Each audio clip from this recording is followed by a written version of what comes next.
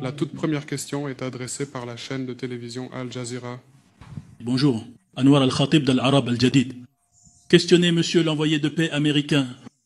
Pensez-vous que cet accord constitue le début de la fin du conflit dans l'est du Congo? Et les dispositions de cet accord offrent-elles des garanties pour y parvenir? Merci. Merci pour la question. Bien sûr, si Dieu le veut, cet accord historique et significatif sera véritablement le début de la fin de ce long et douloureux conflit. Il comprend, comme l'a si bien mentionné son Excellence, des dispositions fondamentales, essentielles et très importantes qui concernent tous les problèmes complexes et les conflits persistants, les axes principaux et les racines profondes de toutes ces difficultés et différends majeurs auxquels le peuple congolais est malheureusement confronté au quotidien. Et à la fin, la déclaration, il est vrai, n'est qu'une déclaration d'intention, mais on peut la considérer comme une déclaration d'intention relativement détaillée. Il y a un certain nombre de détails très intéressants et à la fin de la déclaration, il y a aussi une sorte de calendrier. Et il existe un mécanisme de mise en œuvre ainsi qu'un mécanisme de suivi. Il ne fait aucun doute que nous espérons, si Dieu le veut, que cela soit le début de la fin pour résoudre ce conflit. Bonjour à tous. J'ai deux questions, si vous le permettez. La première question s'adresse à son Excellence le ministre. Monsieur le ministre, quelles garanties avez-vous obtenues pour vous assurer que les deux parties respecteront la déclaration de principe? Quelles sont les étapes attendues des deux parties pour avancer sur la voie de la paix? La deuxième question est pour Monsieur Boulos. Vous avez parlé d'une déclaration de principe, mais vous avez dit que c'était plus que cela. Il y a plus de détails. Allons-nous voir des mesures concrètes et immédiates sur le terrain, par exemple? C'est-à-dire, est-ce que le gouvernement de Kinshasa, pourra accéder au territoire contrôlé par le M23? Et d'un autre côté, sera-t-il possible, par exemple, de rouvrir les banques à Goma ou à Bukavu? Merci beaucoup. Merci beaucoup. En ce qui concerne les garanties, en réalité, je voudrais insister sur le point que j'ai mentionné, à savoir que l'engagement et la mise en œuvre de cet engagement incombent aux deux parties au conflit.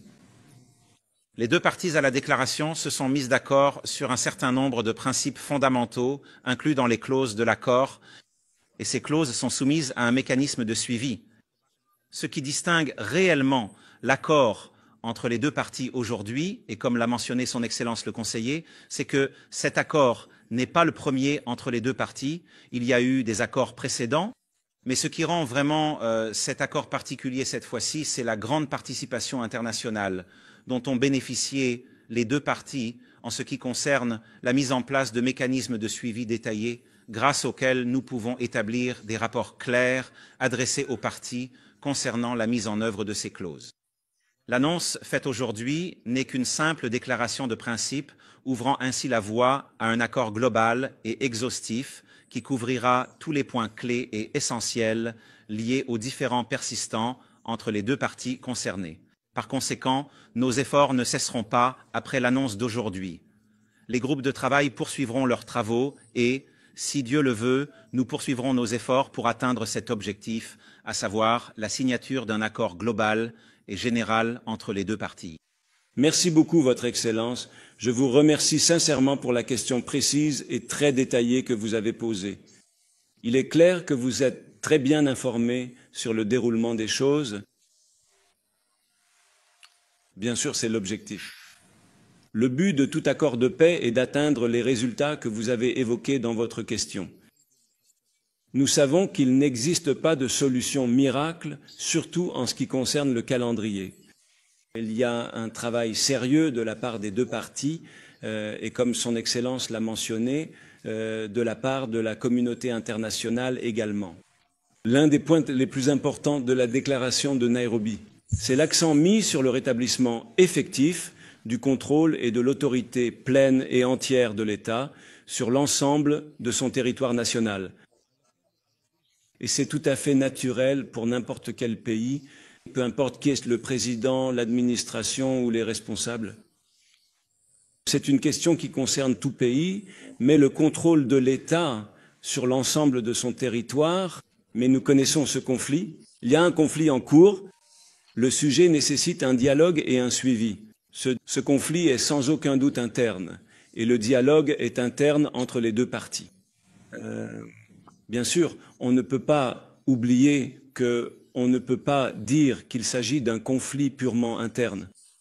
Dans tous ces conflits, partout dans le monde, il y a toujours cela.